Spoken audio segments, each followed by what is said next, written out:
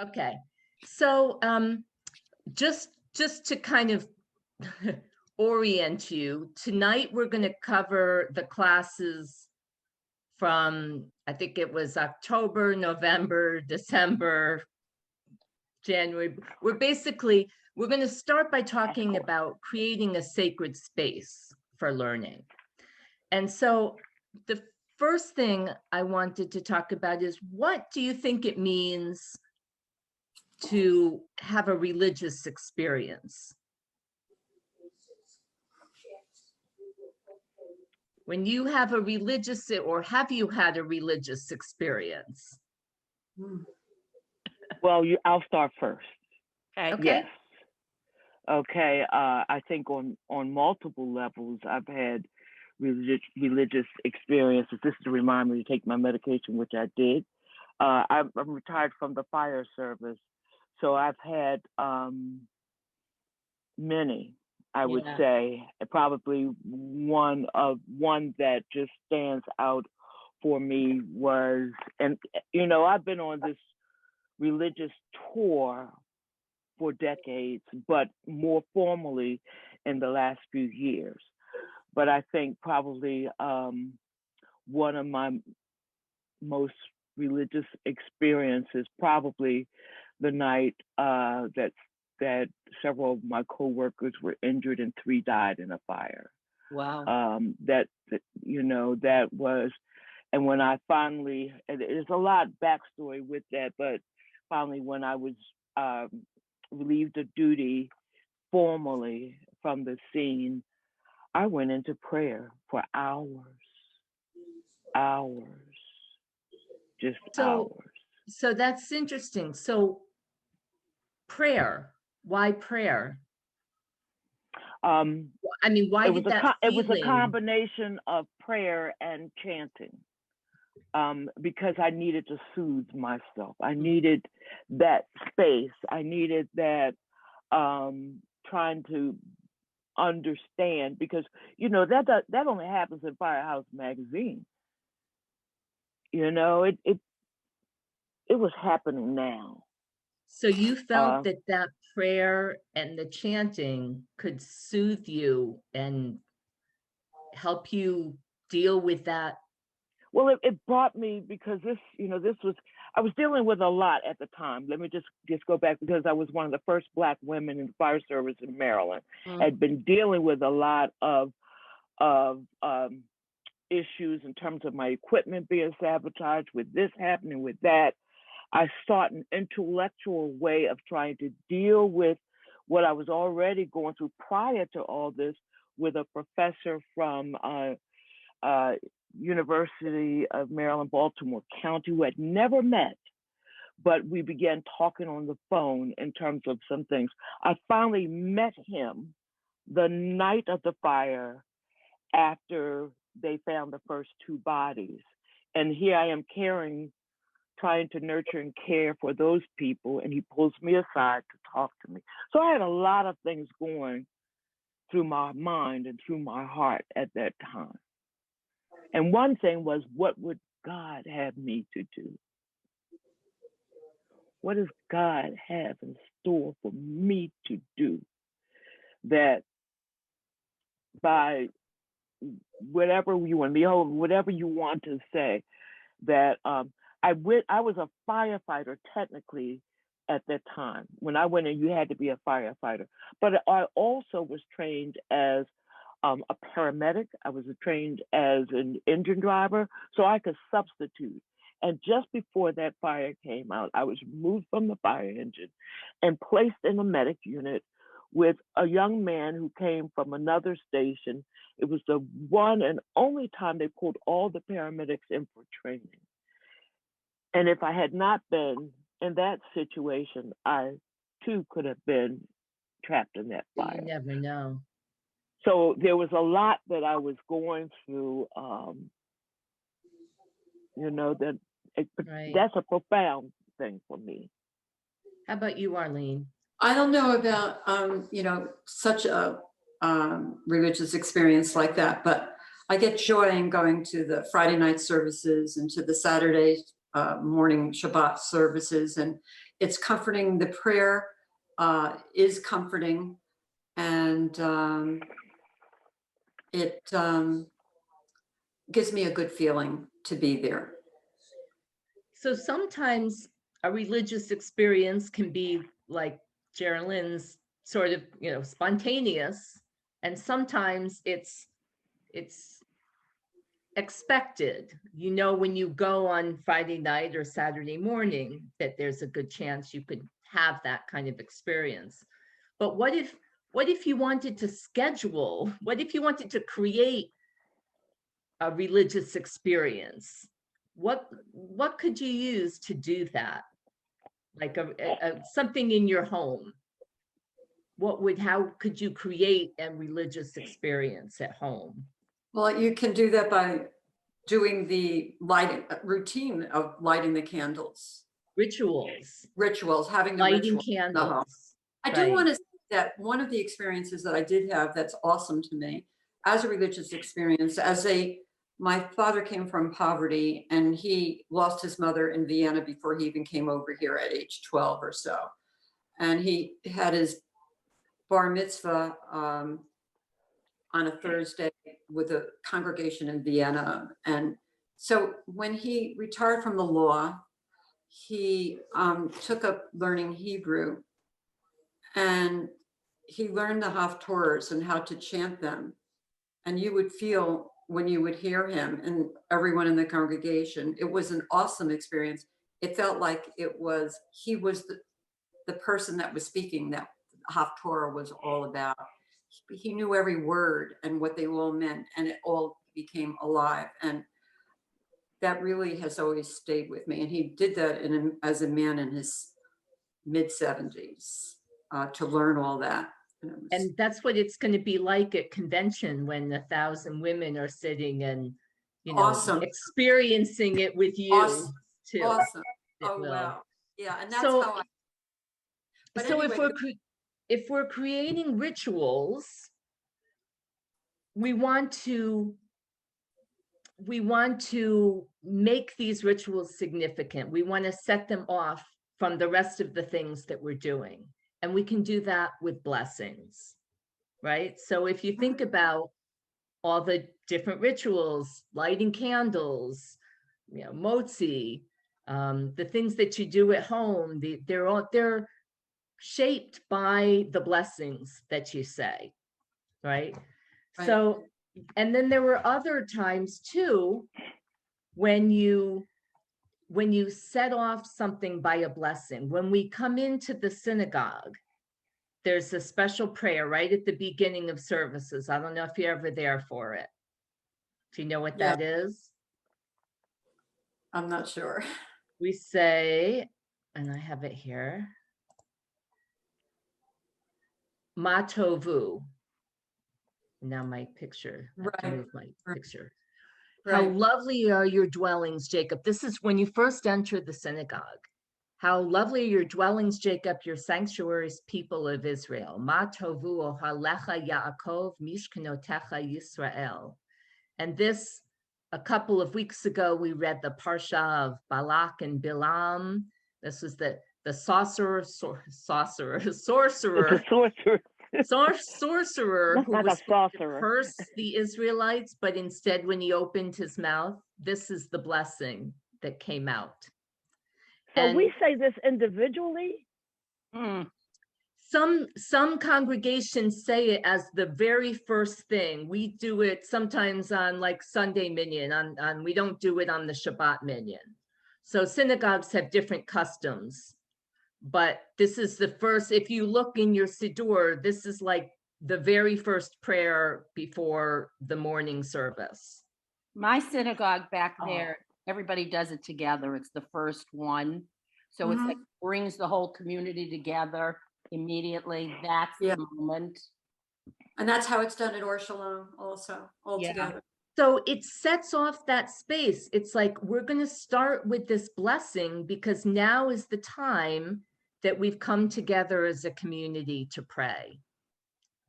But it also works when we're studying too. So, and there's go back to here.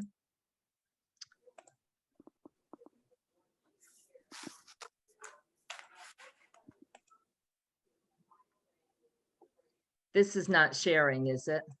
No, No. Hold on.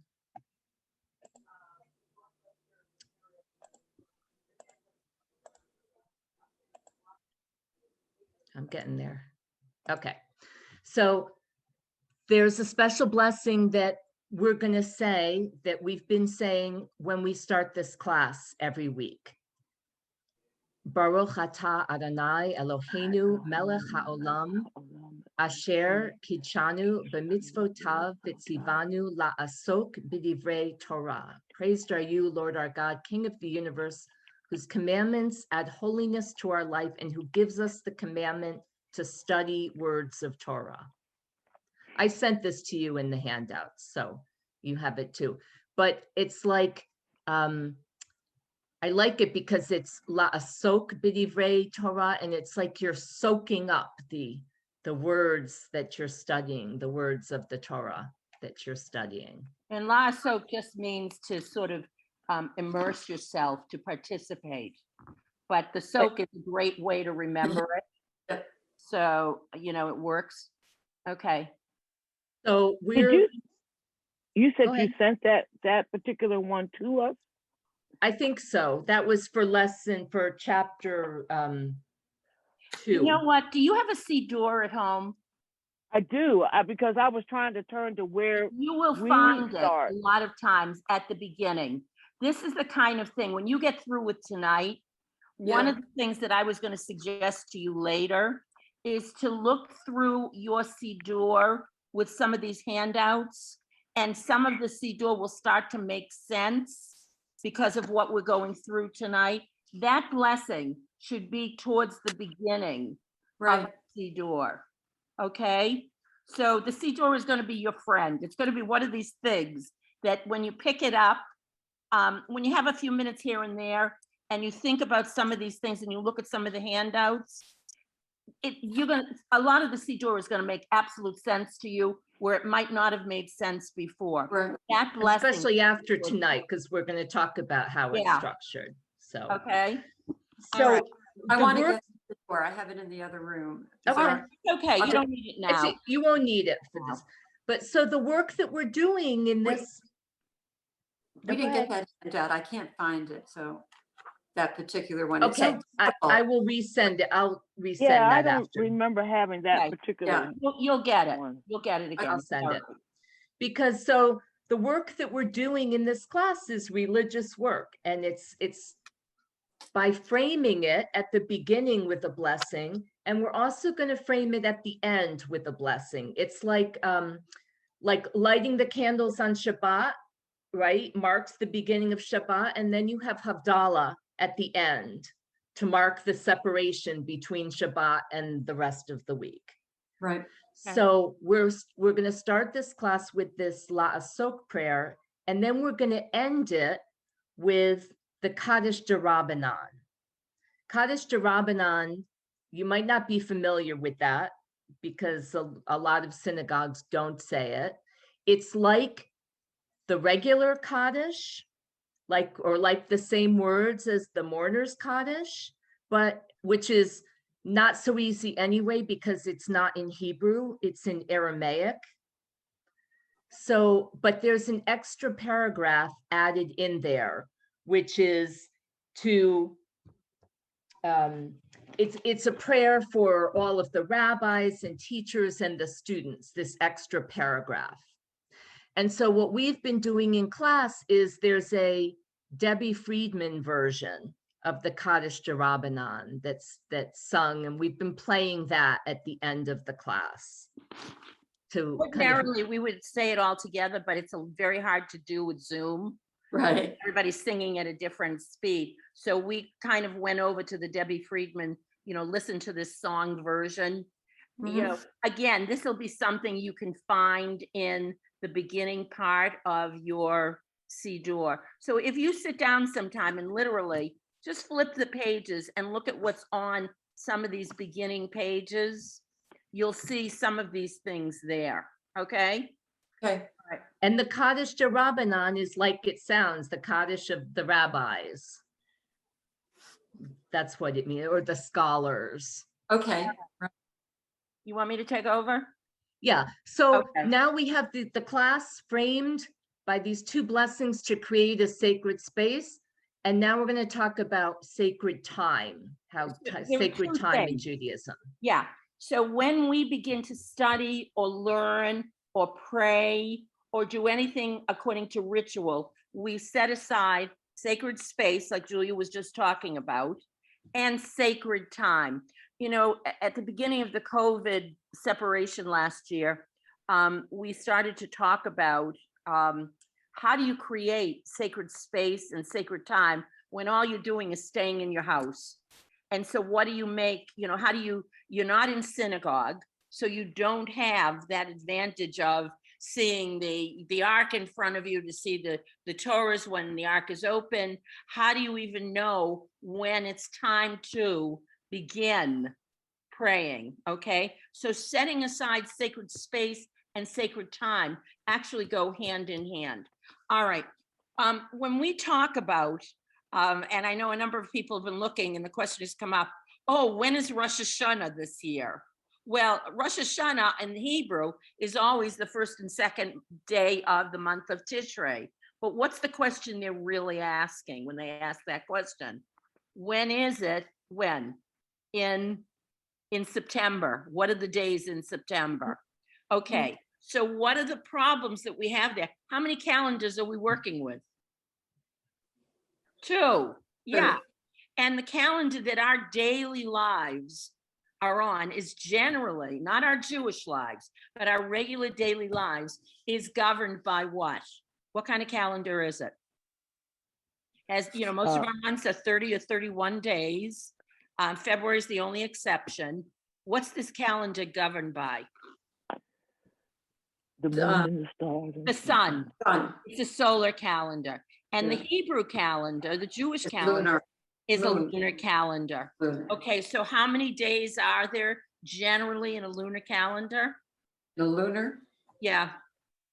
When the moon goes from the crescent, and in the middle of the month, it's a full moon, and then it goes back to the crescent. How many days generally elapse with that? About 30. It's even fewer than that. It's about From the- 28. It's really like 28 Okay. and a half days. Okay, welcome. Hi, Debbie. Hi, I'm sorry. I thought it was at 6:30. Okay, well, just hang in there. You'll kind It's of okay. jump right in with us. Just for a say, minute. we're talking about Jewish time. So it's appropriate that you came in on Jewish time. Not that kind of Jewish time. This one is lunar time. It's not the half hour, you know, that it takes us to say goodbye or to come. Okay. I am really sorry. I'm really It's all sorry. right. That's You'll catch up okay. with us. Okay, so generally, when we talk about the lunar calendar, we're talking about anywhere from about 28 and a half days, okay?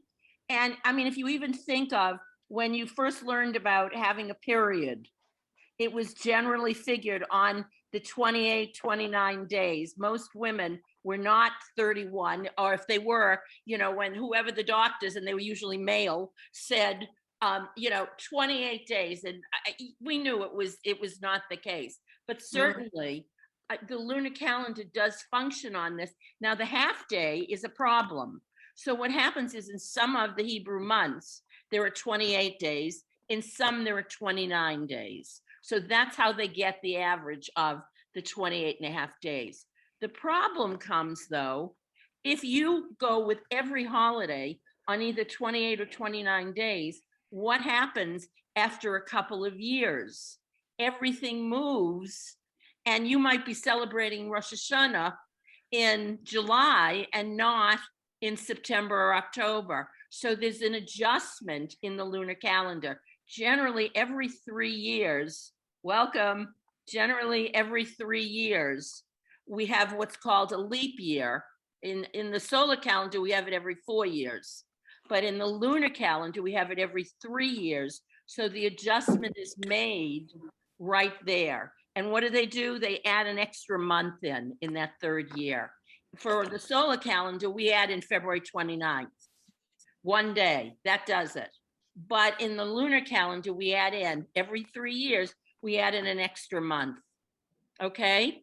So now if I said to you, all right, when are we going to find out when Passover is this year? Well, there's a Hebrew date. The Hebrew date is the 14th and 15th of Nisan, the Hebrew month of Nisan. Okay. But we don't know what the English date is. We have to look in the English calendars or the solar calendars to figure out when that is. And we know that Passover can be in March, Passover can be in April, it can be at the beginning of April, it can be at the end, the middle of March. That changes. So one of the things that we have to be aware of is that with our Jewish dates, our holiday dates, we are working on a lunar calendar. All right. Now, what's the easiest way to find out when these dates show up? You're going to look at Google. some of these calendars, when you get your freebie Jewish calendars that different organizations are sending out, towards the beginning of the holidays. Or I'm going to make a plug for Women's League, has a little calendar diary. It's about this big. It's $10, and it's really great because it fits in the purse really easily, and it has all those dates. Okay. I just ordered it today. Yeah, I just got it. Got it today. See, great minds think alike. I'm waiting for mine. All right. Now, the beginning of these months are called, the beginning of the Hebrew months, these lunar months are called Rosh Chodesh. All right. Everybody's heard the term. Some months have 1 day of Rosh Chodesh. Some months have 2. And, it's established there are certain months we know always have 2 days of Rosh Chodesh. There are certain months that it changes. And sometimes I know it's kind of fluid because it's not always 1 day or it's not always 2 days. So we're kind of wedded to those Jewish calendars. We need to know when these things come about. Now, the nice part of this, I want to look at this in a positive way. This is a way of setting aside sacred time. We know that we have to respect the Jewish calendars. We are going to live our lives by when these holidays come out. And we can't change it. We're not allowed to change it. It's how it shows up in the calendar. Is it a leap year? Well, if it's a leap year, there's going to be an extra month in there. It's the 3rd year. There's going to be an extra month. Because there's an extra month, it's called Adar. Adar is one of the months. So it picks it up right around Purim. Okay, it picks up an extra month. There's Adar Rishon and Adar Sheni. And Adar Sheni, it's all right. You're going to hear this and you'll hear it over and over again. And you'll pick it up easily, okay? But Adar Sheni, when you hear the words Adar Sheni, that is the leap year month. It's the 2nd month. We create this extra month, and it's round about Purim time because that's when Purim is. It's in the month of Adar. The month after, we know that Passover is about a month later than Purim, but sometimes there's an extra month in there. So that plays with the time a little bit. Okay. Ellen, I just want to add in that Chodesh is the Hebrew word for month. So if you say Rosh Chodesh, that's the head of the month, the first of the month, just like Rosh Hashanah is the head of the year. Shana is year. So they're taking it literally. It's not some strange Rosh Chodesh thing. Thank you. So that's all. Thank you. Now, we know that right away in the book of Genesis, when we're the very first book of the Bible, okay? And Julia, you sent them the one, Weekly Time was created in the beginning. Does everybody have that? If not, I'm just going to read it. And right out of Genesis, in the 2nd chapter, the first 4 lines, it says, the heaven and earth were finished and all their array. Well, who created the heaven and the earth?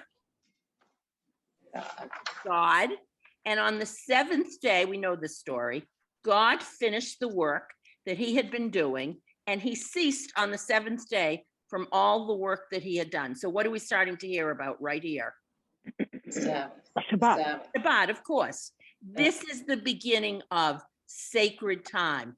This is why we always look to the sources, because the sources give us the starting point for a lot of these things. God bless the seventh day. Well, Julia just got through talking to you about how we light the candles. We start with a blessing that indicates the beginning of Shabbat. We do Kiddush, right? We do motzi, we wash our hands. There are blessings associated with all of this. Well, where do we get the idea of the blessing, the sacred time? We get it right from the Torah here, from the first book of the Torah, which is Bereshit in Hebrew, Genesis in English. And God ceased from all work of creation on this seventh day. Such is the story of heaven and earth when they were created. So we have the sources that say, first indication of sacred time is what? Shabbat, the most important, okay? All right, now, a couple of things, just to go over it. Most of our holidays, most of our Jewish holidays come during one of two times during the Hebrew months. They either come at the beginning of the month, or more importantly, most of them come, a lot of them come anyway, during the middle of the month. So for example, Passover comes, it starts on the 14th and the 15th of the month of Nisan. Pesach, I just said that. So we get Sukkot comes on the 15th, round about the 15th of Tishrei. What happens to the lunar, to the moon in the middle of the month? I just said it to you before. What happens to the moon in the middle of the month? It's what? It wanes. No, it waxes. It gets what? It gets bigger. And what do you have in the middle of the month? What kind of moon? The full moon. Full moon. You have the full moon. So, you know, if you look at a lot of the Jewish holidays show up in the middle of the Hebrew months, there's certainly a sense of respecting the moon as an entity, as a whole moon, seeing that. And then you look at the beginning of the month, and Rosh Hashanah, for example, comes in the middle of the month. I mean, at the beginning of the month, sorry. And that's where you have the crescent. And it has waned down from the previous month. It's gone thin to the crescent. Then it waxes to become the full moon in the middle of the month. Then it goes to be the crescent again at the end of the month.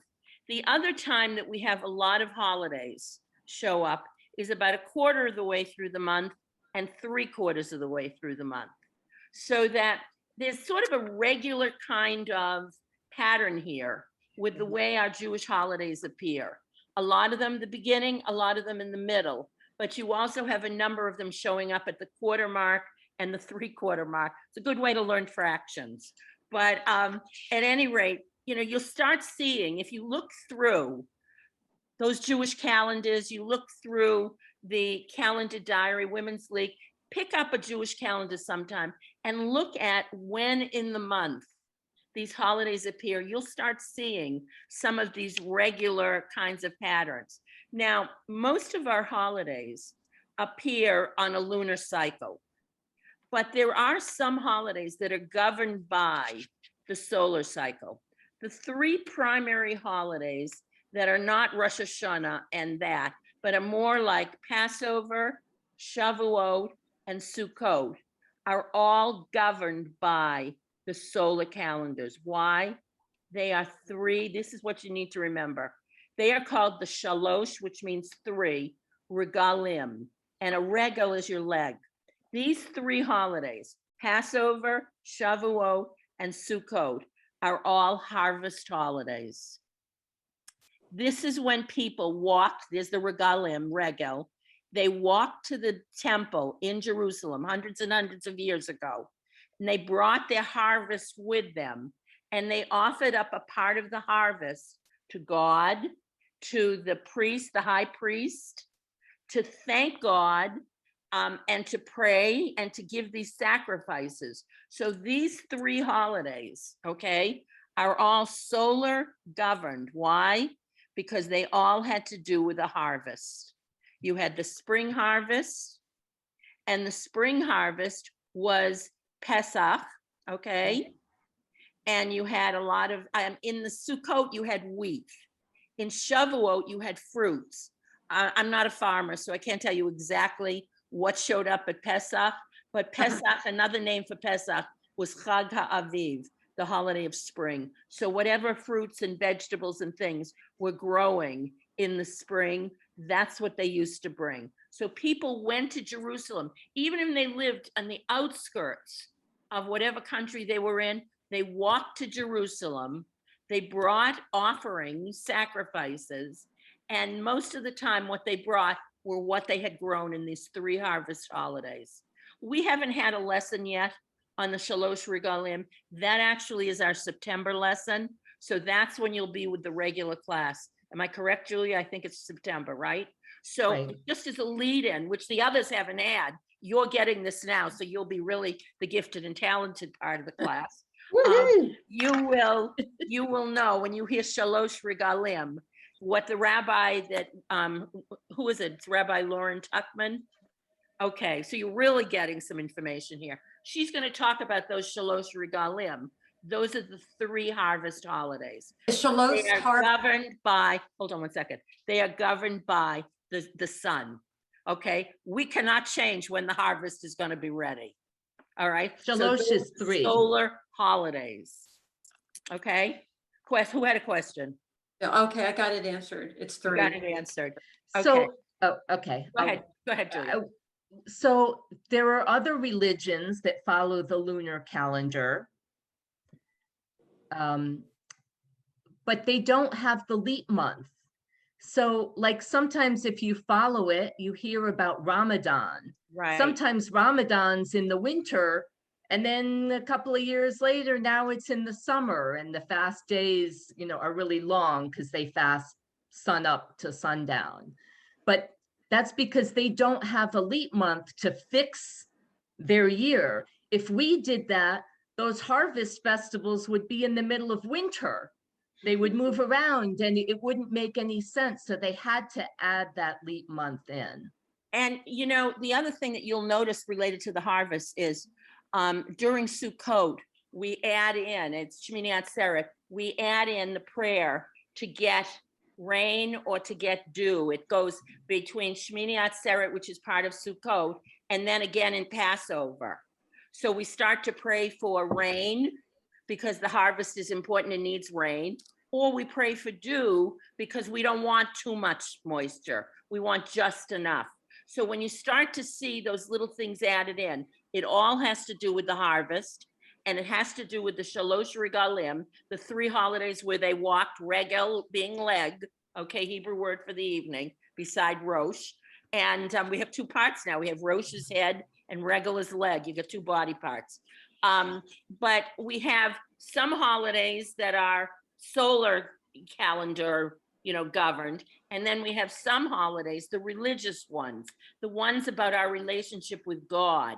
Okay. Rosh Hashanah is the holiday we know where we're beginning the repentance. We're thinking about the new year. I said to somebody yesterday, and I was kidding around, but I really wasn't kidding around. And I said, you know what? I'm getting to the point. I know Rosh Hashanah is early. It isn't really early. It's always the beginning, the first 2 days of Tishrei. But it's early on the solar calendar. It's not early in the lunar calendar, same time. And I said, if I have, and it's the custom that, you say to people, if I have upset you, if I have wronged you in any way, please forgive me. People start to say it during the high holidays, during Rosh Hashanah and Yom Kippur. And I said this to somebody yesterday. She says, nah, you're all right. You didn't do anything to upset me, but that's okay. So, I was starting to think about that a little bit. So you will see people will start to say, oh, we're approaching Rosh Hashanah. Oh, we're approaching Yom Kippur. I need to ask forgiveness. Okay. So those are our lunar holidays, Yom Kippur. What's the problem with having your holidays based on the moon? What? It could be cloudy. It could be cloudy. How do you know where the moon is in the cycle if it's cloudy? Now we look it up on the calendar and we have other ways to find out. But that was, if you think about how they set this up back then, it's been for thousands of years, they've had this calendar, how it was really amazing that they did it without Google.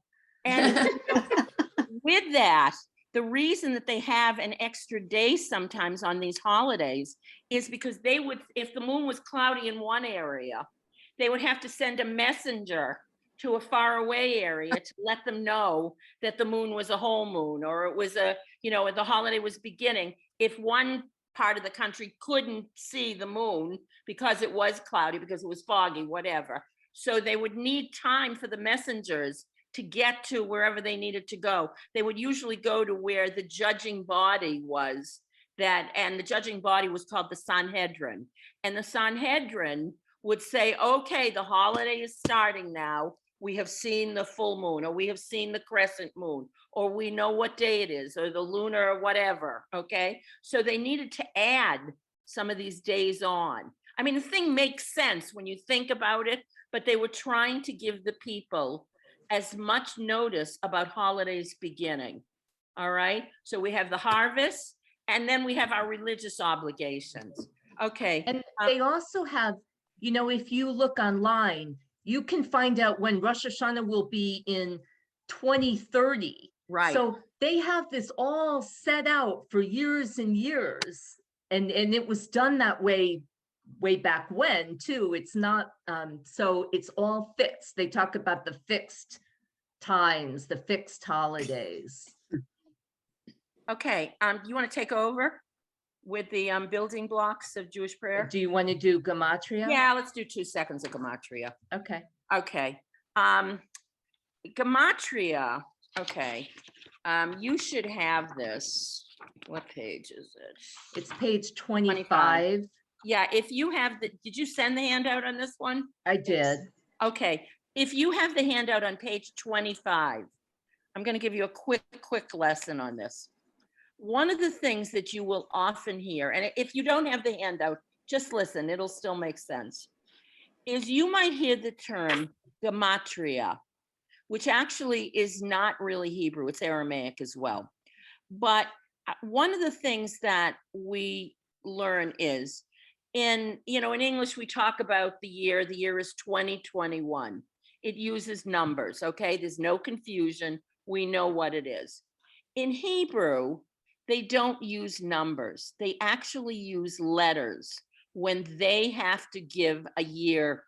So if they want to talk about this year, for example, is 57, oh, I'm terrible with this. What is it, 57?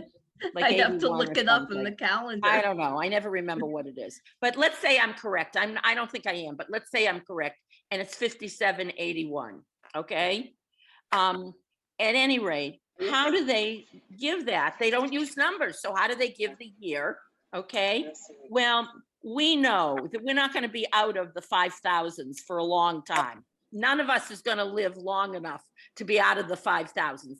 It would be nice, or maybe not so nice. I don't know. Your skin would not look so great. Okay, so what they do is they just say, all right, we're going to take the 5,000 off, and we're just going to deal with the rest of the numbers. So let's say it's 5781. We're going to just deal with the 781. We'll assume the 5,000 is for the next 300 years, okay? So with that in mind, if I'm saying it's 5781, that 7 is for 7 what? What is that 7? If we're learning math here, is it for 70? Is it for 7 ones? No, it's for 700, isn't it? 100. Yeah, it's 700. So if you look at the letters here, Yeah. what they do is they say, all right, so how can I write 700 in the letters? I go down and I look at, does everybody see the chart? It starts with Aleph is 1, the 2 columns. Who doesn't have the handout? Okay, you don't have the handout? All right, what we're going to do is we're going to attach a numerical value to each letter. Aleph is 1, Bet is 2, Gimel is 3, and we go down, we can see it goes all the way to Yod is 10, and then it jumps. Kaf is 20. So I'm going to ask you a question. How would I do 11? How would I do 11? Yud. Aleph, Yud, what? Yud and Aleph, Aleph. Yud Aleph, good. Why would I do Yud Aleph? because that's 10 and 11. 1. Yud is 10, 10, 1. start with your biggest one. Yud is 10, and the And 1. Aleph gives it one more. So 11 is always written Yud Aleph. Okay, how would I write 13? Oh, no. Yud Nun. No, Yeah, it's a Gimel. the Gimel. Gimel. Yud Gimel, right? Yeah, yeah. Yeah. Okay, so we're going to start this on a very basic level. Now you'll see Kaf is a 20. Go to the top of the next column. Lamed is what? 30. 30. 30. How would I write 33? Oh, Lamed. Lamed Gimel. Gimel. Lamed Gimel. Now there is a holiday that we celebrate 33 days after Passover, and it Counting is of the called Omer. Lag BaOmer, the 33rd day of the Omer. How many of you have heard of Lag BaOmer? Well, what that Lamed Gimel is 33 of the Omer, and the Omer is the 7 weeks between Shavuot and, not between Passover and Shavuot. Okay, so there it is right there. The 33rd day of the counting of the Omer is Lag BaOmer. Okay, so when we're writing the Hebrew date, we take the 700. So how do we get 700? Using the biggest ones we have. Down the bottom of that second column. So it must be the The het Taf and is what? the 400. 400. Tad and Shin. It's sin. and the shin, right? Shin. Good. So it's 400 and 300, right? Doesn't that give us 700? Yeah. Right. You always take the biggest ones because it's like, you know, Roman numerals. Get rid of the biggest ones. So Taf shin. So the 5,000 we don't pay any attention to the 5, Right. but the Taf shin in that Sin. order, and then 57. What did I say? 21. 81. 81, sorry. Okay. So how do I get the 80? Oh, is that a? It's a what? It's a P. It's a pay. Hey, Okay. hey. So I've got tough, I've got shin in this order, then And I've then got pay, Pay. and how do I get the 1? Oh, the Alf. The Aleph. Aleph. All right. So we're not going to spend a lot of time on this, but That's this is how they write the year. So when you start to see it, you'll understand it is not done with numbers, but rather it's done with numerical value. Now, there's one more thing I want you to learn about gematria. Sometimes there's a whole mystical quality with Judaism. Judaism, for many reasons, okay, and we'll get into them as we go along, has a real appreciation for some of the mystical kinds of things. And one of the things that Judaism has an appreciation of is playing with numbers. So a lot of times what they will do is if something has a numerical value, okay, like let's get to log for a moment. We know it's a lamed and a gimel. It's a 3 and a 3, isn't it? 30 and a 3. So knowing that, they will oftentimes say, oh, it's the 33rd. Many times they will take the 3 plus the 3 is the 6. They will add them together. Or people will play with the letters that are in their Hebrew name and they add it together. And sometimes it comes out with some great number that may add up to, let's say, 13. And they say, oh, 13 is an important number in Judaism. Oh, that means that, there's something really powerful here. Okay, whether it is or it isn't, you might often hear this under the term gematria. What I just did with you with the numbers was pure gematria, but there is a mystical element sometimes that people play with gematria. So if you hear this as the second thing, somebody says, oh, let's add together the letters and what they stand for. They may say, oh, it adds up to 13, or oh, it adds up to 613. Why 613 important? It's the number of what? Mitzvot. Mitzvot. So they like to look at that, they might like the number 7 because it's a Shabbat. All right, so Or here's one that you know. What Go is ahead. the numerical value of the word chai? okay, 18. good. 18. Why? 18. Why is it 18? It means light. Oh, Look on the chart here. Look on the Chai. chart. Chai is Aleph, chet, Chai. chet, yud. Is what? What does the yud stand for? The yud is what? 10, 10. 10. And what's the chet for? 8. That's 8. 18, right? How many times have you ever made a donation and made it a multiple of 18? And somebody says, why are you giving 18 or 36 or 54? Ask a Jewish child to do, or a Jewish adult to do the multiplication on the 18 table, and we can do it. We can do 18, 36, 54, 72, 96, and so on and so forth. It's random, okay, but it really isn't. All right, we know our 18s. So how did because that That's be? real gematria. What? How did that come to be for life? For Chai, because Chaim means life. Chai didn't- means life. Okay. So we say, first of all, the toast, Chaim to life, right? Little fiddler on the roof. And Chai, and a child's Hebrew name is Chaim, or a girl Chaya. Okay, and Eve's Hebrew name in the Bible was Chava, which is a derivation of Chaya. They're similar. Okay, so that Eve was the first woman. She gave life. She had she had Cain and she had Abel, and later she had a third one, Seth.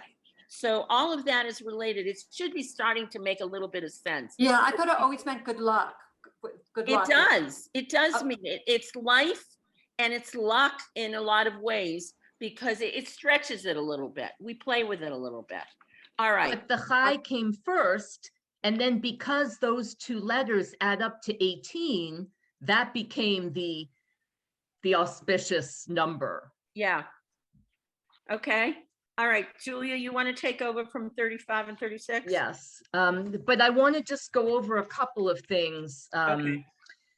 Just a couple of housekeeping things. Does everyone has the books that they need to read or knows what the books are now? The Reuven Hammer, Entering Jewish Prayer, and Brad Artson, It's a Mitzvah.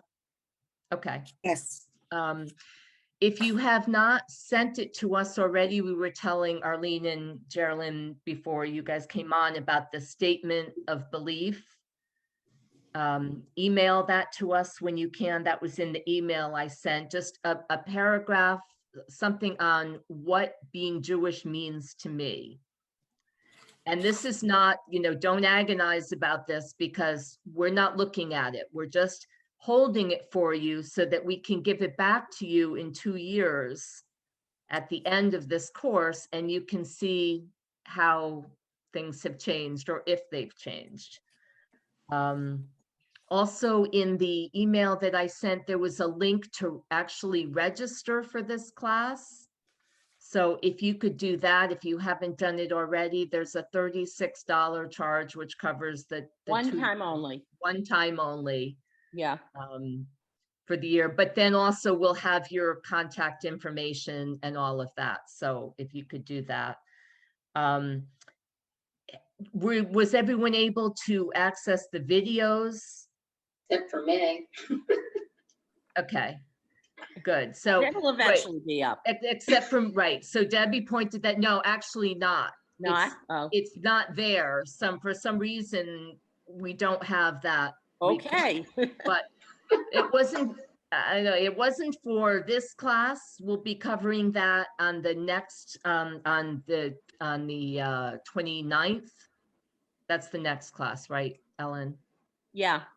Yeah. And So we'll be class covering that it'll start at 7. 7 o'clock. Oh, oops. Okay. Maddie, you were late too. So we have to get Oh. to the other people. What? Oh, I thought it started at 7:30. No. Only because we're doing makeups now. So Oh, we're okay. gonna try and get it done early. So we Good, just okay. we needed to know we had enough. We're like compressing things here and condensing. So we're really, it's much easier to teach fewer of you, than it was to teach 30 something in the original class. We can get through this. And so we're like navigating through this, but let's make it, the next one is 2 weeks from tonight.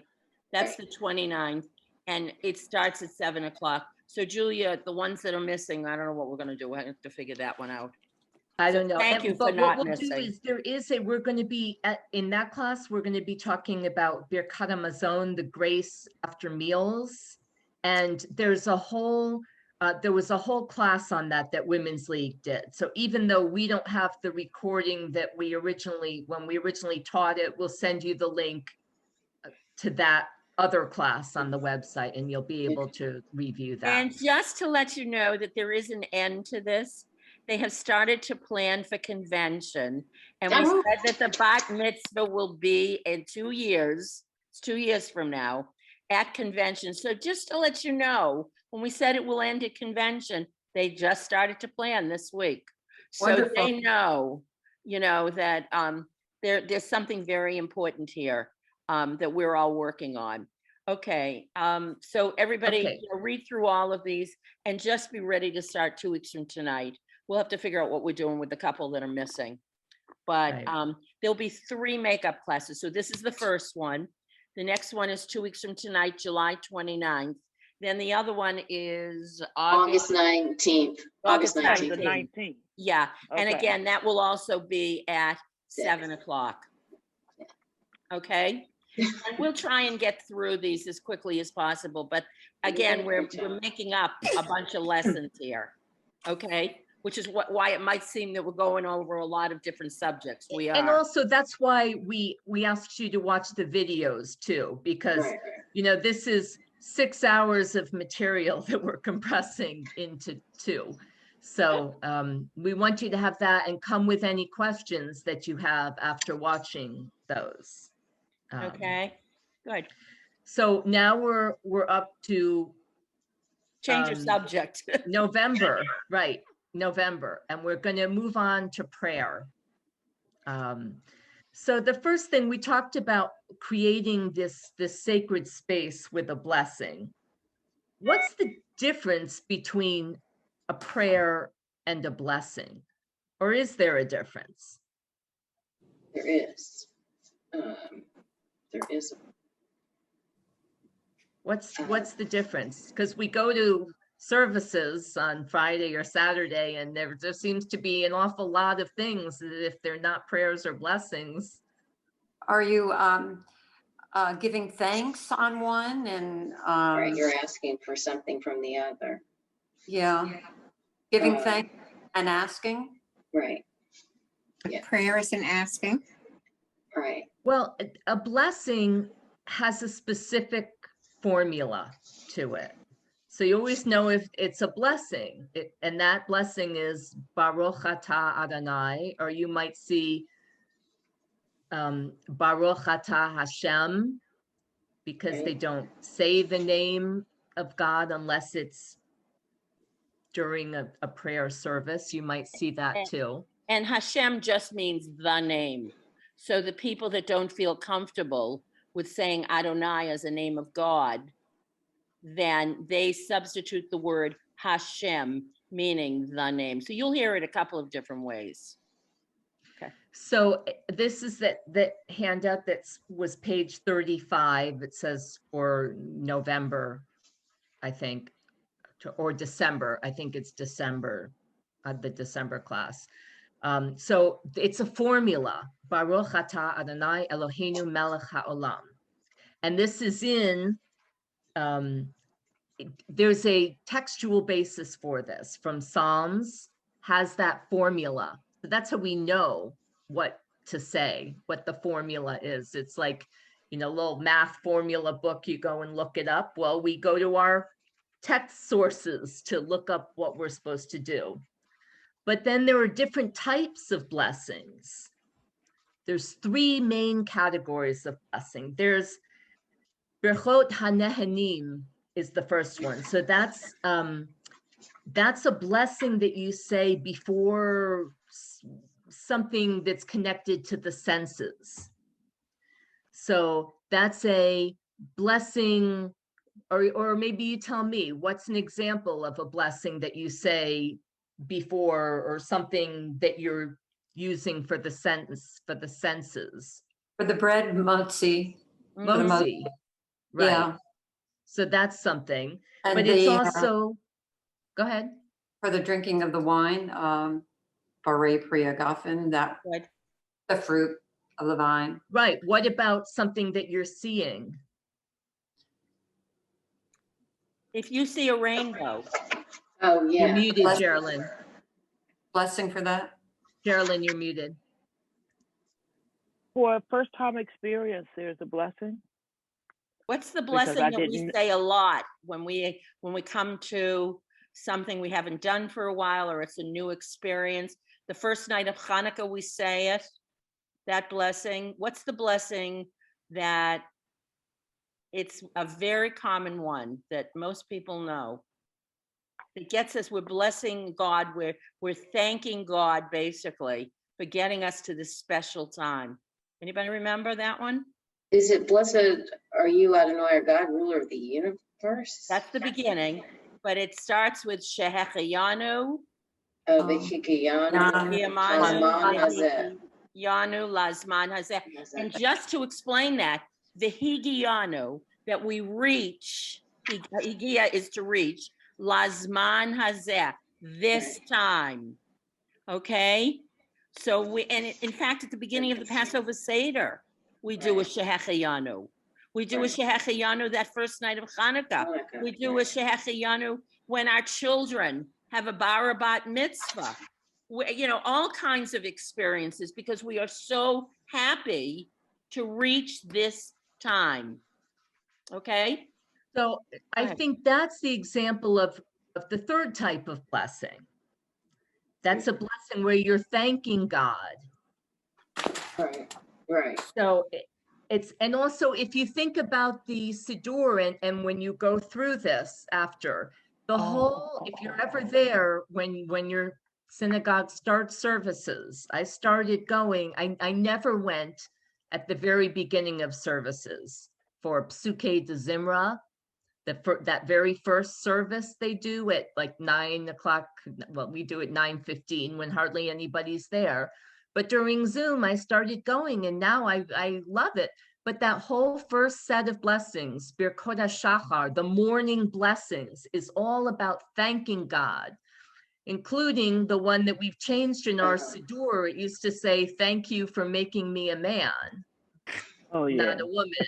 We don't use that in our conservative Siddur anymore, but it's still around sometimes if you go to other. But you're thanking God that your bodily openings that are supposed to be open are open, and your opening, your closed things are supposed to be closed. That's all, you're thanking God for all of those things.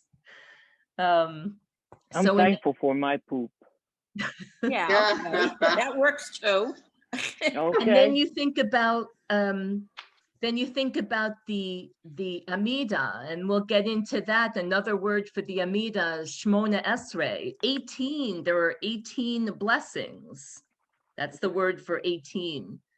And if you look, each little prayer of the weekday Amida, not on Shabbat, but on the weekday, ends with a prayer asking God for something. But the second category, that's what I wanted to talk about. It's a blessing before you do a commandment. Mitzvah. And the reason you can always tell this one, because it's Baruch atah Adonai Eloheinu melech haolam asher kiddushanu b'mitzvotav. So there's always that word b'mitzvotav, mitzvot, that you're doing a commandment. Vitzivanu, and then what comes next? Lahadlik ner shel Shabbat, who's commanded us to light the Shabbat lights. Or Asher kisham b'mitzvotav v'tzivanu lehitatef atzitzit. That's the prayer that you say when you're putting on your talit. So that you can look for that prayer, that word b'mitzvotav, and then see what is the commandment that you're doing. That's a commandment in the Torah. That's not something that the rabbis came up with afterwards that you should do. So that's why, like when you say motzi, Baruch atah Adonai Eloheinu melech haolam hamotzi lechem min haaretz, right? That doesn't have the b'mitzvotav thing, right? You're not commanded to say that in the Torah. You are commanded to say the grace after meals in the Torah. So that's something, the motzi, something that the rabbis added later, because, you know, who would say it's a bad thing to thank God for what you're about to eat?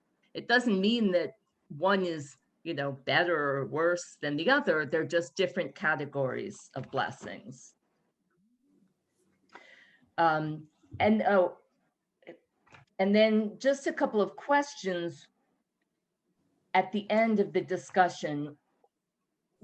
How does saying the blessing for something change the experience?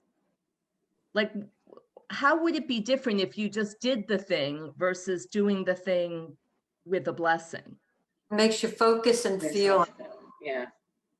It makes you focus on it and feel what you're doing more. You're paying more attention to it through the blessing than automatically just doing it. Remember your sacred space too. You know, by saying that blessing, you're circling that and you're keeping that very, very sacred as well. Sacred space and sacred time. You're continuing that. And it's also, what is the blessing? Remember the formula for the blessing, Baruch atah Adonai, blessed are you, God. So you're connecting what you're doing to God when you say a blessing. Instead of just doing it, it's not just, I feel like doing this today, it creates that sacred connection to God. And then I sent out this handout, there's which is on page 37, about different forms of blessings. Because one, I'm not going to go into this too much, but since you've been taking Hebrew, or maybe not so much in the beginner class, but if you didn't know, Hebrew, like Spanish or French, is a gendered language, right? So you can have 100 women in a room and you use the feminine form of the words. But if you have 100 women and one man, you use the masculine form of the words. What? Yes. I'm alive, huh? Yes. Doesn't seem So- fair. So part of the problem with the blessings, you say Baruch atah. Atah is the masculine form of you. So you're already assigning a gender to God. And, you know, God isn't this guy sitting above the ark with the long beard. And, you know, people have their own view of what God is, and God is not always masculine. So, but the way the language, you'd have to say Baruch at is the feminine word. And So sometimes, go ahead, go. some people have created feminine blessings for God and say, instead of saying Baruch atah, they've created a more gender neutral way to do that. And you may know that God has this feminine side, the Shekhinah, that we talk about, or people talk about. But it's just something to think about, that we're sort of stuck with this gendered language, like Spanish and French. You know, now they say like Latinx instead of Latina or Latino, they say Latinx. But I don't think Baruch Atex doesn't quite what work I started there, to so. say before was a lot of times when people are translating blessings or prayers, and it comes to you might see in some of the older prayers, or depending on the synagogue, you might see the masculine form. When people recreate that prayer or recreate that blessing, I know that Rabbi Wolins Fields, who's the executive director, of Women's League, when she copies down a prayer, she will not put in a her, or not a her. She will not put it in a him in any way. She will instead use the word God as sort of a gender neutral or no gender. Yeah. Okay. So instead, it always says, blessed is God. Okay. Or translated. So never is there a male image that's projected in any way. So you Blessed can is also God see instead that. of King of the universe, God of the universe. God of the universe, right. Which is another way that this is dealt with. And I know that that's the case in my synagogue in Maryland. When people are reading a particular prayer as part of the service or whatever they're doing, they know to substitute the word God in there, wherever it might say him or he. They just say God. God is good. God does this. So, it's not the writing that we would do if we were writing, an essay or something. However, it works for keeping it gender neutral. Okay. So, All right. I mean, if you Google it, there's plenty of non-gendered prayers if you choose to do that. My child is, I just can't say daughter, but my child is non-binary, and I got them a whole book. I mean, when you call someone to the Torah for an aliyah, you say ya'amod, like that's the masculine form. Feminine would be ta'amod. So they have to look ahead, and then they look around, they'll say ya'amod, and then they'll look and see, oh, it's a woman coming up, and then they'll change it. So the whole language thing's very interesting to me, aside from the blessing part. And watch the changes in Judaism, certainly in conservative and reform. You're not going to see that in the Orthodox, but you will see it in conservative and reform and Reconstructionists reflecting this. Okay. Just like it used to be in some of the sidurs, the synagogues had to paste a page in the back that had the imaot during the Amida, where you said, Abraham, Yitzchak, Yaakov, Sarah, Rachel, Rivka, Leah, Sarah, Rivka, Rachel, Leah, that's Yeah. added in. And now in the Lev Shalem, that a lot of the conservative synagogues are using, they're side by side on the page. And then maybe eventually it will only be that text that has the imaot, the matriarchs in it. Okay. So any questions on that before we move to the structure? I just want to say, I'm trying to process everything. There's a lot that I'm not even a year into this. So sometimes I'm like, what? Because there's that aspect that assigns a gender, and I'm like, I'm not good enough. Okay. And I've had enough of that. I want to be good enough in the eyes beyond me and my mother. Okay. A blessed memory. I know that. But anyway, I'm just saying sometimes it is, and that's probably why I have I didn't know which Siddur to get. I got 3 different ones because I wasn't sure, because they said, well, download it online. But then I'm like, what? Okay, but anyway, I'm just saying. No, you are good enough, and that's why you are a conservative Jew, because I'm working on a reflection of what? What? I said I'm working on that. Well, you are good enough, and that's why. Okay, it is a reflection of the changing aspects of this, and conservative Judaism keeps the halacha, keeps the law, but lets the law change, and there's the fluidity there. There's a real establishment and respect for the law, but there's a fluidity there. There's a movement to also reflect some of the change. Reform, there's a little more of a bias on the change, and a little less on the halakha. There's a respect for the halakha in reform, but it's not in the same way. Conservative says, all right, we want to respect the halakha, the laws, but we want to make them applicable also to our women. Our women are important, which is why you get things like Passover, and we have Miriam's cup of wine on the Passover table for a Seder, okay? And you start to see things like the orange and some of the other things that are part of.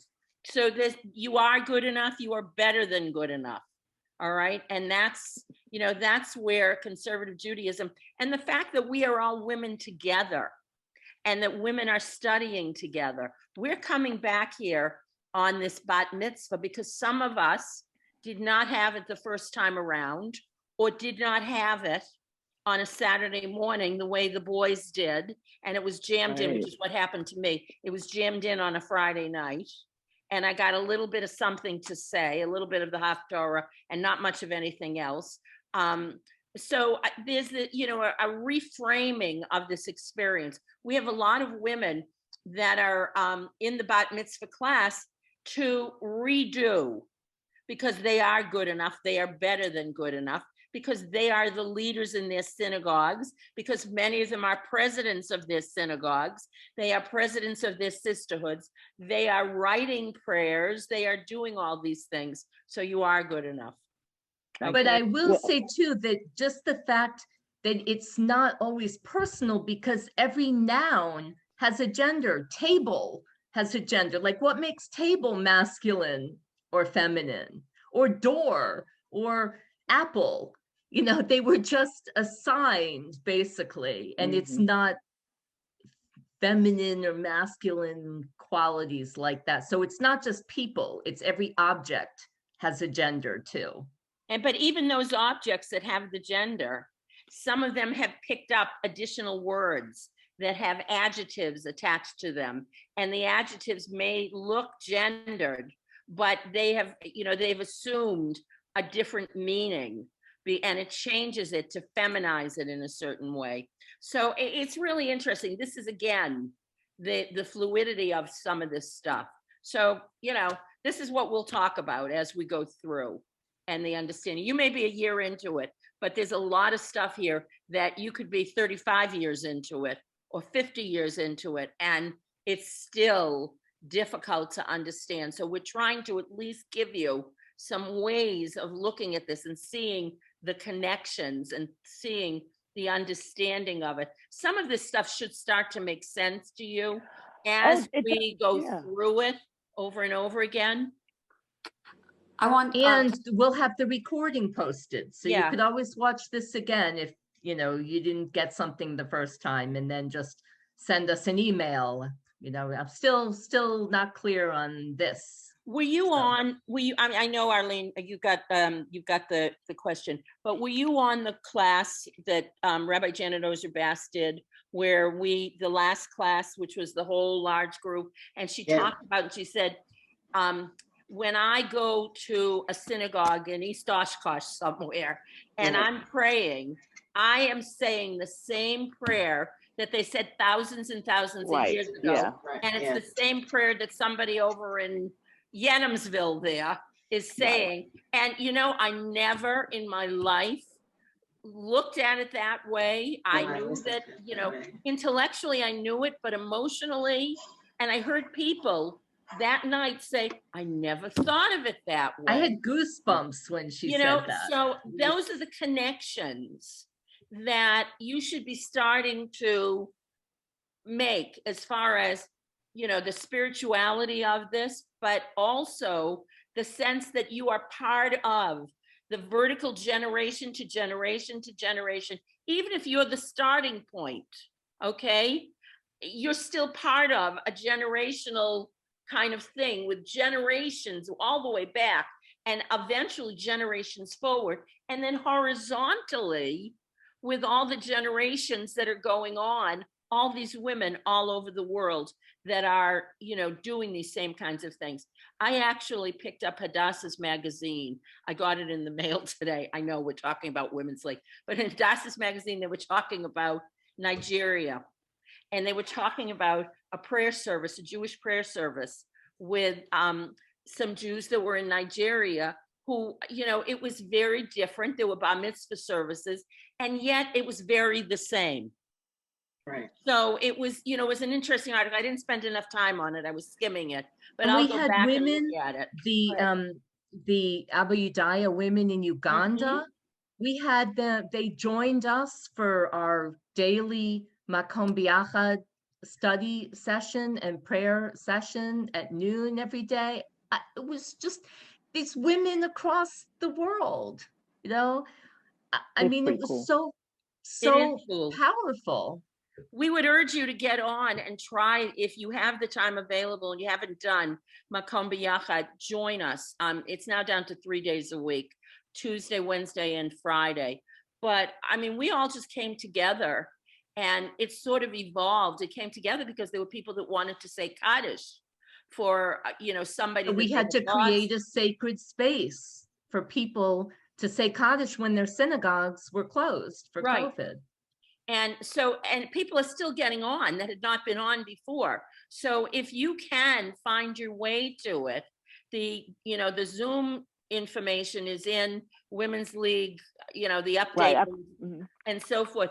We would urge you to do it. It's a wonderful place.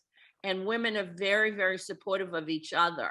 So there's something, really lovely and supportive about this, and women's voices praying together and learning from each other. And that's really a big part of a bat mitzvah experience as well. All right, Eileen, I know you had that question like 20 minutes ago. I apologize. Oh, no, it's really not all that relevant.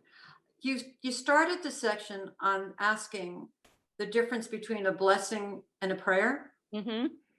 So I know we make blessings over the senses and the foods and before the mitzvah, but is that all part of the prayer? How does that all work? How does that connect together? To prayer? Blessing versus blessing. Blessings stand on their own.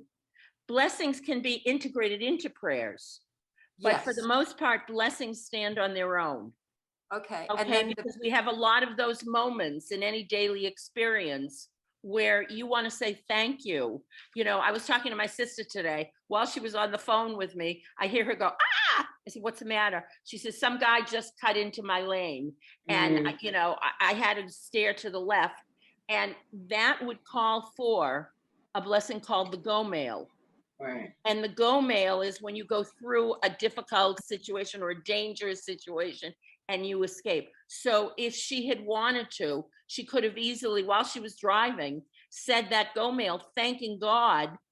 It's not a prayer. She's not asking for anything. She's not thanking. Well, she is thanking, but it's a specific blessing that she could have done a go mail at that moment. Okay, you hear a lot of people show up in synagogues sometimes and say, Rabbi, I need to make a go mail because this and this happened. Okay, and I got through it. And is like a lot of the prayers in the Siddur, you'll have, they come from other sources. You're reading a long psalm, let's say, and then at the very end, it says, Baruch Atah Adonai. So you have this whole prayer and then the blessing tacked on to the end of it. The prayer might be from the sources.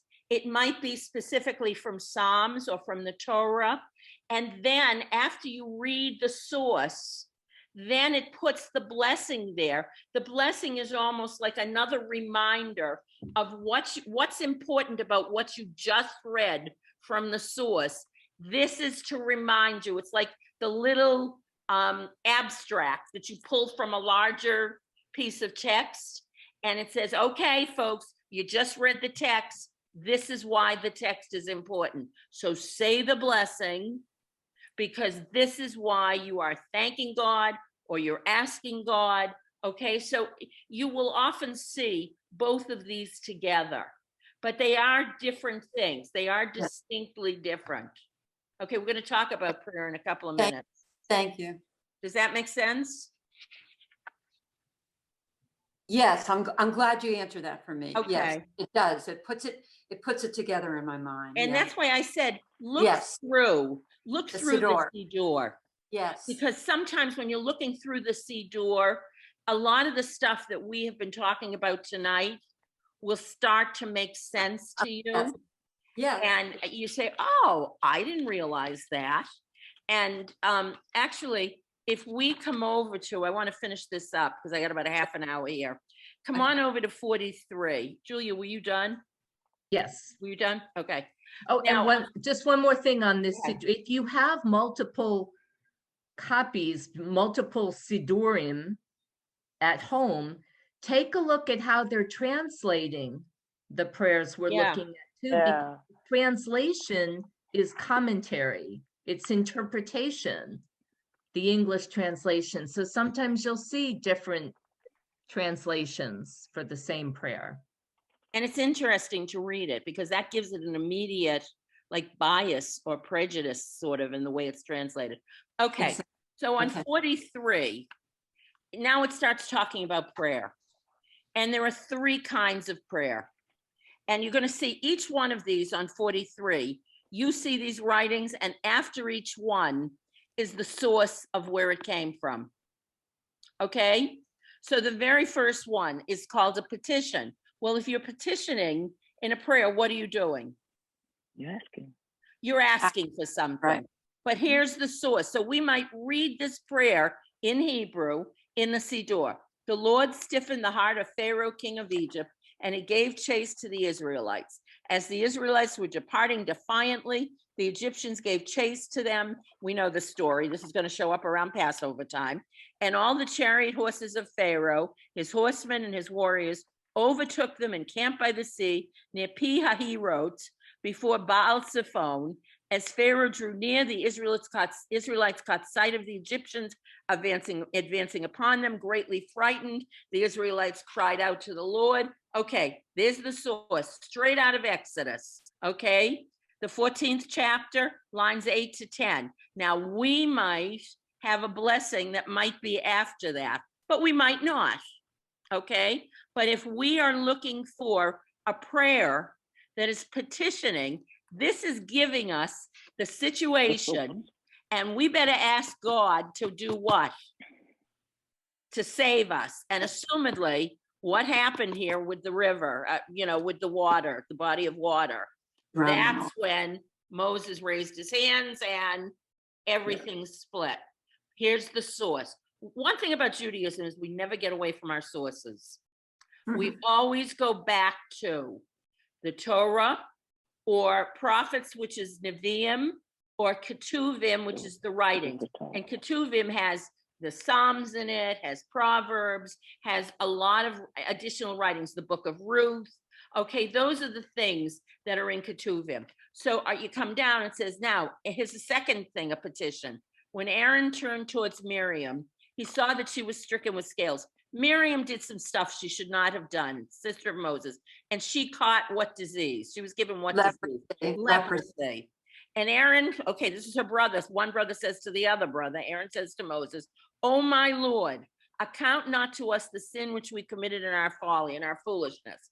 Let her not be as one dead who emerges from his mother's womb with half his flesh eaten away." Lovely images. So Moses cried out to the Lord saying, "Oh God, pray heal her." And the Hebrew is Rafana la, cure her. Okay, so here's, and it comes right from Numbers, the 4th book. Okay, the Hebrew is Bamidbar, which also, it doesn't mean numbers, it means in the desert. But both of these are situations from the sources where there was a petition, a prayer that was asking for something.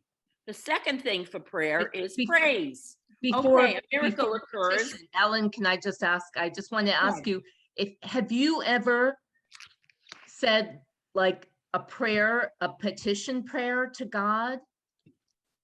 Have you ever said, "Oh God, please let this person be okay, somebody who's sick, please, don't let them die," something like Right. that? That's a petition prayer. Yeah.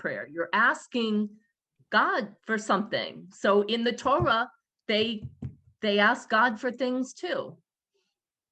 You know, and we hear this a lot when people are waiting for a diagnosis, let's say with cancer or something like that, and they're waiting and the petition is there, please cure me, cure this person. Okay, so these are very real situations, and these prayers would be the kinds of prayers that you would gravitate towards if you were in those situations. You would look through the Siddur and assumedly you would find a prayer that's an obvious petition prayer. Okay. Second thing, praise. So then Moses and the Israelites sang this song to the Lord. All right. So when the water split and they crossed and they got over on dry land, and Pharaoh and his soldiers were stuck in the water and drowned and so forth. Okay. Not that we're wishing them ill. However, we're very excited that we made it to dry land. Okay. Or who is like you, O Lord? Micha mocha Adonai. Right? Among the celestials, among the heavenly bodies. Who is like you? Majestic in holiness, awesome in splendor, working wonders. If there's a miracle or something that you think of as a miracle, you might simply say, Micha mocha, who is like God. Okay. And the third thing is thankfulness, just gratitude, pure gratitude. Maybe it was a petition prayer initially. You asked God for something and then you got it, or you were all right, or somebody else was all right, came through an illness. We talked about the Gomel, but this is not the Gomel. This is related to the Gomel, but it's thankfulness, and that's what it is. It is good to sing praise to the Lord. This is straight out of Psalms, okay? And praise the Lord for he is good. There's the gender. So in this case, you might say praise the Lord for God is good. And then it takes away the gender, okay? God's steadfast love is eternal. There's where you put the God in and you get the gender out of there, okay? So here's prayers. We talked about the brachot and having the three kinds of brachot. Now you have the three kinds of prayers, but the three kinds of prayers are based solely on the sources. All right, so let's turn over just to get an idea. Julia, let's do these together, I think. Okay. There's a lot here. On 45, does everybody have that? Okay, now when we said look through the Siddurim, what you're going to see is, and it's going to make sense, a lot of times we go into a service and we know certain prayers, and we identify them, but we may not realize that there's a pattern actually to these prayers, that these prayers follow the same pattern over and over again. And what's nice about going into services or even doing it on Zoom is you know what to expect. And there's a nice calmness that sort of adds to our ability to sort of have the sacred space, have this appreciation for spirituality, because we know what to expect. And we know that all of the different prayers will be the same prayers for the most part in all of these services. And we know that when we go to a Shabbat service, a Shacharit service on Saturday morning, we can expect certain things. We know what the Torah reading is like. We know what the aliyot are like when people are called up. We know what the blessings are before and after each Torah reading. We know what the Haftorah is. We know what the blessings are before the Haftorah and after the Haftorah. So there are certain expectations. Okay. So it also means that Go ahead. if you were living in a cave for years, and you just come out and then you walk right by a synagogue, you know what day it is, and you know what time of day. If you couldn't, are they doing the prayers for the morning? Are they doing the prayers for the afternoon? Are they doing the Shabbat prayers? And this is what Rabbi Ozer Bass was talking about, that it's not only the country and the location, but this pattern is something that we all get used to, and it will not change. So that consistency makes us feel so much calmer about it. All right, so we're starting on 45 with the evening service. And for most of us, how many of you have gone to the evening service in your respective synagogues. Generally, if you have a yort site, if somebody is, has died and you Or want it could be at a Shiva minyan too. Right, a Shiva minyan as well. And it's about a half an hour long, okay? Pretty much. And what does it start with? Okay, and this is the Ma'ariv. Ma'ariv meaning the evening. It starts with the Baruch Hu, and all the Baruch Hu is a call to prayer. Okay, when you do the Baruch Hu, you're summoning everybody to prayer, and you need to have a minyan. Okay, how many in a minyan? 10. 10. And you know what? How many of you are in synagogues that are egalitarian, that women count as part of the minyan? Yeah. How many, anybody still? I don't think so. Okay. Anybody still at one where they don't recognize? And, there are some conservative synagogues that are not egalitarian. They're a minority, but they More are still in Canada. They're more conservative, the other kind of conservative. Yeah. Right. Okay. So from the Baruch Hu, we go to the Shema, and the Shema has particular blessings. And we know that the Shema, the first paragraph of the Shema, is the what? I'm looking at 2a. It's the V'ahavta, all right? And what does Ohev or Ahava mean? Anybody know? Where, It's to love. So V'ahavta Adonai, what? Oh, I see where you are. Yeah, it's talking about loving God, all right? And it's talking about, it says our obligation to love God with all of our heart, with all of our might, and they sometimes say with all of our soul, with all of our might, and to teach God's commandments to the next generation. And what else do we talk about in the V'ahavta? We talk about putting God's mitzvah where? On our sleeves, on our On the doorpost of your doorpost. house. And what's on the doorpost of your house? The mezuzah. The mezuzah. All right. And what else is it talking about? Something with That's the your sea- V'ahavta. And the more times you listen to it and you go through it, eventually you just learn it. And that's the purpose of it, because it's such an important part of the Shema. And it's really a recognition of the importance of what God represents in our lives and how we honor God and so forth. Okay, and putting this on the mezuzah, in the mezuzah. How many of you have looked inside a mezuzah? Okay, and you look at the scroll, right? Yeah. And sometimes they talk about the scroll and you need to get a kosher scroll. And they talk about this because not every scroll inside a mezuzah is necessarily kosher. So if you're buying a mezuzah for somebody as a present, you want to make sure that you get what they call a kosher scroll. It's done a certain way, it's on a certain kind of paper, and so forth and so on. All right, the next thing. I know I asked this in the class, Go but ahead. sometimes when they go Shema Yisrael Adonai, they go Adonai Echad, really Yeah. emphasizing the D. Why is that? Because a lot of times people slur that, and when they slur it, you have to have that word echad.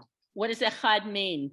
One. No, One. It is the one thing that says God is one. We are a monotheistic religion, and that's the most important belief right there. We were the first group that believed in a monotheistic God. Okay. Yeah, I heard a different, Go ahead. difference, and that's that they also emphasize the Shema, like the end of Shema. And if you take the letters at the end of the word Shema and the D at the end of Echad, you put them together, it means aid, which is witness. Mm-hmm. So you're witnessing, they're emphasizing that letter basically. So you have to make the word witness. Remember I said to you, Judaism loves these little games. That's one. So they said, okay, Shema. So you get it. And the duh. And that's a wonderful, and it's a wonderful explanation. And it gives us something to latch onto because we become an aid, a witness to this belief, this monotheistic belief that God is one. All right. So the other paragraphs of the Shema, the Haya'im Shemo, it says a description of the good. And if you go through your Siddur and look at these paragraphs, you're going to see everything that's here. Here's an outline. And it's a nice outline to have because it really shows you everything. And it's a, And also, and Go look, these are biblical verses. I'm doing a Devar Torah in 2 weeks on Akev is the parsha in 2 weeks. And that's where that second paragraph comes from. Deuteronomy chapter 11, 31, 13 to 21. And again, So, prayers, all from sources. and these were just the rabbis put these together, and that's commentary too. They could have put other prayers together to make up the service, but these were the ones that they chose, and now these are the fixed prayers that you will hear anywhere in the world when you go. And the Can I third say paragraph, something? go ahead. Maddie, you all right, Maddie? Okay, I was just moving my chair closer to the desk. I have to watch my team here, you know. Make Okay. sure we're all right. Well, thank you. Bless your heart. Okay. See, this is lovely. All right. Third paragraph. Vayomer Adonai El Moshe. So God said to Moses, and this is the description of the physical reminder of God's commandments we're instructed to wear. And it's symbolized by the talit. This is the part where people put it around the finger, and every time they hear what word? Oh, I know that answer too. What word? What are they doing when they're holding it? The tzitzit. They're Yes. what? They're kissing the what? The Tzitzit. tzitzit. So Yeah. every time you hear the word tzitzit, you Kissing. see people kiss it, and Right. that's the paragraph. Okay, so generally during the second paragraph, I'm usually struggling to get the 4 parts of the, the threads that are hanging down, the tzitzit, together around my finger. And sometimes I miss it and I'm like really struggling, but that's the paragraph. Okay. And when I got my talit, I had it made, and the woman told me, she says, put your finger on so you don't get your lipstick on the tzitzit. So And you, that was a woman. kiss your finger on the instead of just a Okay. little advice. So continuing on, all right, just to show you some of these things, we'll go more quickly in the last part of this. We go from this to the Chatzi Kaddish, and the Chatzi Kaddish is really, it's like a half a Kaddish. And one of the rabbis that we had in one of the classes said, everybody assumes, when do we do a half Kaddish? Well, what she said was, and people laughed about this, she says, a lot of times they decide to do a half Kaddish, a Chatzi Kaddish, because they're running out of time. It's not some mystical or really important reason, but it's basic practicality. The service is taking too long. So they decide instead of doing the full Kaddish, they'll do a Chatzi Kaddish. Now, sometimes the Chatzi Kaddish is just put in here because it gives it an important place. There are a lot of different Kaddishes. All right, next thing after that is the Amidah, and that comes from the Hebrew omed, to stand. So Julia mentioned the Shmona Esrei, which originally it was 18 blessings. That's what Shmona Esrei means, 18. And then it added. And so they added one more that it became 19. And this is the part where people are standing silently and you see them bend and, lean over on the Baruch Atah Adonai. It's not every one. It's a couple at the beginning. But then, at the end, and it goes through. And sometimes it's repeated. In other services, it's repeated afterwards. But there may also be a custom in a particular synagogue where they may repeat it. Many of them do not at this point on the evening service because they don't have time and it's a shorter service. But you may see it as a custom. A lot of these are minhagim. They're customs that a particular synagogue might have. They might do things differently from another. It's not only melodies on prayers. You know how you go from one synagogue to another and you hear a different melody on a prayer that but it may also be in how they handle some of this. Okay, now. It could also be individual customs. So some people will stand for every Kaddish that they say, and everyone else is sitting down. It's like but that's their custom to stand for it, so. You know, and there's another custom when it says the mourner's Kaddish at the very bottom. Some people will always stand for mourner's Kaddish, even if they are not mourning anybody, okay? Or it's not a yort site, but they just stand. And the reason that many of them have for that is they feel with the 6 million Jews that died during the Holocaust, there's nobody to say Kaddish for them. So they feel that they must stand then because they want to honor the memory of the 6 million who don't have anybody to say Kaddish for them. And it's a really beautiful explanation or thought. So some people feel very, very comfortable doing that. Or they may stand because they want to support the people that are in mourning or are, you know, have a yort site. So there were a lot of people that have these individual, again, the word is minhag, a custom.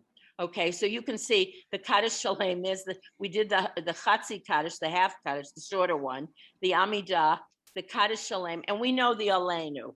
Generally, when we come to the Aleinu, it means last service is over. And Kiddush is immediately after coming, that, or at least before COVID, Kiddush was Yeah. coming.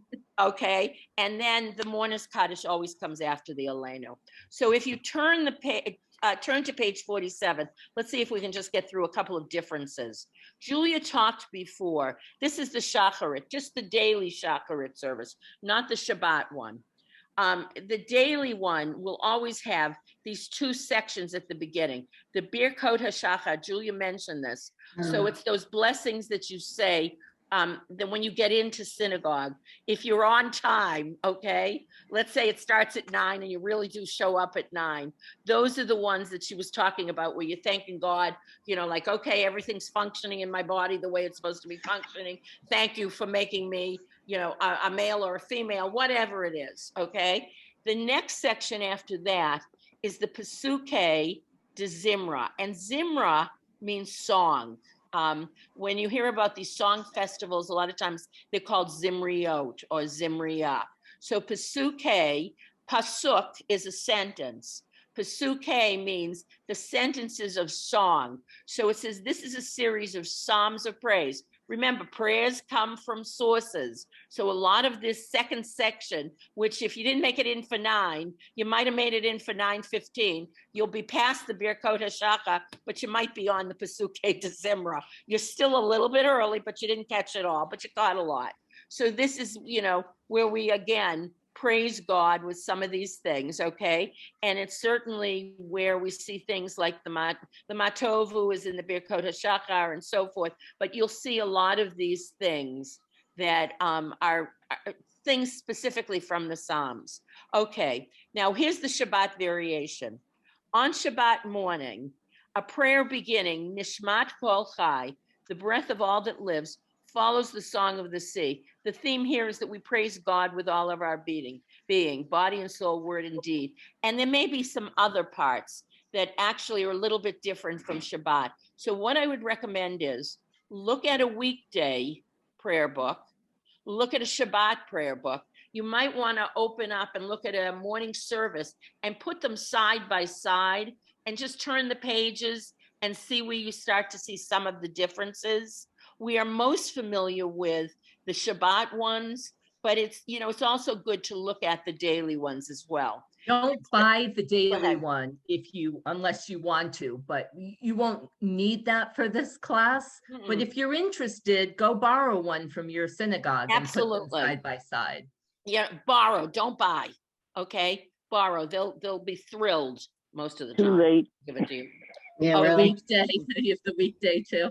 Okay, Chatzi Kaddish.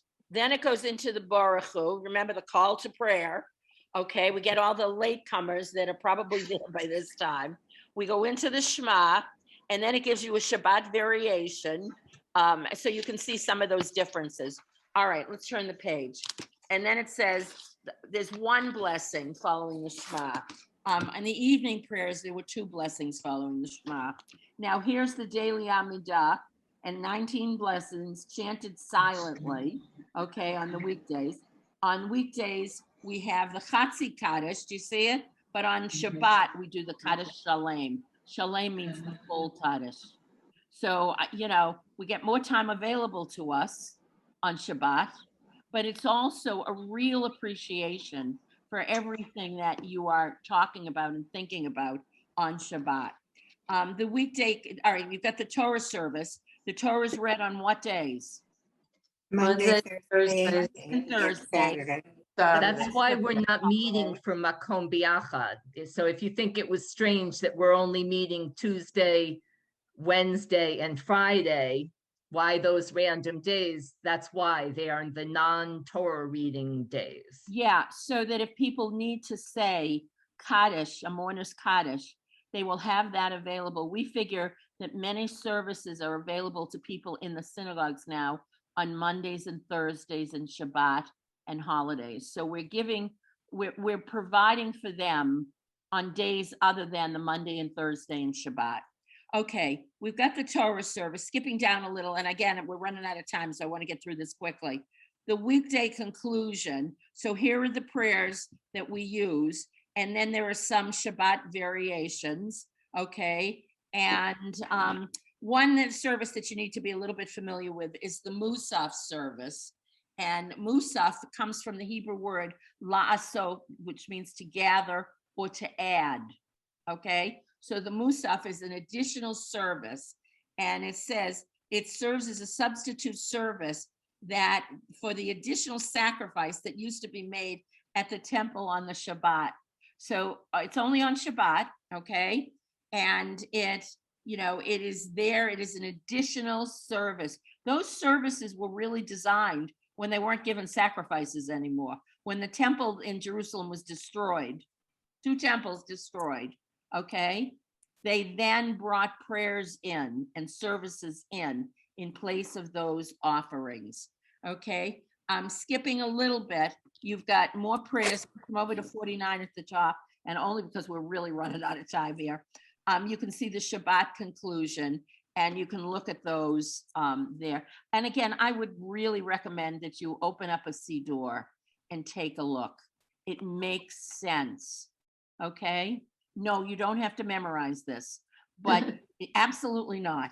But you will get an understanding of how this is put together. It's not random, okay? And even on like Yom Kippur, when you go for Yom Kippur, it has the same rhythm to it. My mother used to say, why is there so much repetition? It's like, that's the repetition. And also the services build. You're building up to the Amida with all these prayers. You come in the morning, you're still kind of tired, waking up, things are still, you're praising God, but low key. And then you build up, everybody's standing there and saying, the other word is for the Amida is hatfilah, the prayer.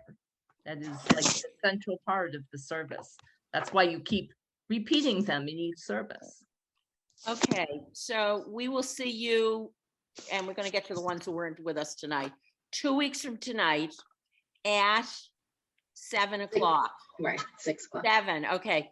Does 7 everybody have Eastern time, Zoom? for Yeah, whatever right. time that is for you. Yeah. So can I ask a really quick For me, question? it's 4 o'clock because I'm in Arizona, but it's 7 o'clock Eastern time. So just make the adjustment. Okay. Can I ask a quick question? Sure. What's the difference between the Hatzi Kaddish, the Kaddish Shalem, and the Mourner's Kaddish? All right. The mourner's Kaddish is specifically for Mourners. It's for mourners. But what's interesting about it is it has nothing to do, the mourner's Kaddish, with death. It's praising God. And it's a very specifically put together prayer that praises God, because in a moment, the worst moments of our lives, when somebody dear to us has died, we need to remember to praise God, because we could tend to forget to do that. So people, if you look at and as I said, there are different Kaddishes. There's the Chatzi Kaddish, the Mourner's Kaddish, there's the Kaddish Shalem, the full Kaddish, and there was one that Julie was talking about at the beginning of class when you weren't here, the Kaddish de Rabbanan. It's the one that thanks the teachers and the students for teaching us. They all have very specific parts to them. And they kind of take some lines, some have Right, some yeah. lines, others don't. But the beginning structure is the same. It's just at the end you add And different you lines. really, again, if you just look at them, you can see the Right. differences. There's a repetition of same parts to it, but Right, then there are right. other parts that are different. And because it's in Aramaic, it's really hard to read Right, it. right. So, okay, ladies, Thank you. you got a lot tonight. It was Okay. great. It was great. You I know, want Awesome. to you got a thank you lot. all very much. Thank you. I'll The see next, everybody tomorrow morning at 9 or 10 your time, but 9 mine. Okay. Okay. 10, yes. Yes, see Be you there or be tomorrow. square. the next two classes, we're not covering as many. Each one No. only has like 2 classes that we're trying to fit in. So it will be kind of more on less, I mean, more time on less material. So it won't feel as crazy. But But hopefully, great. we needed to get this part done so Yeah. that it sort of enabled us to kind of work Right. from there. It was really the intro stuff here. Okay, and the rest of it should make sense at this point. Okay. One of the great things were you talking about, I went down recently to Texas to visit my oldest brother so I could meet my youngest grandniece who's 6 months and she's adorable. But anyway, Said by a but I was proud telling aunt. him about my journey and what I was going through.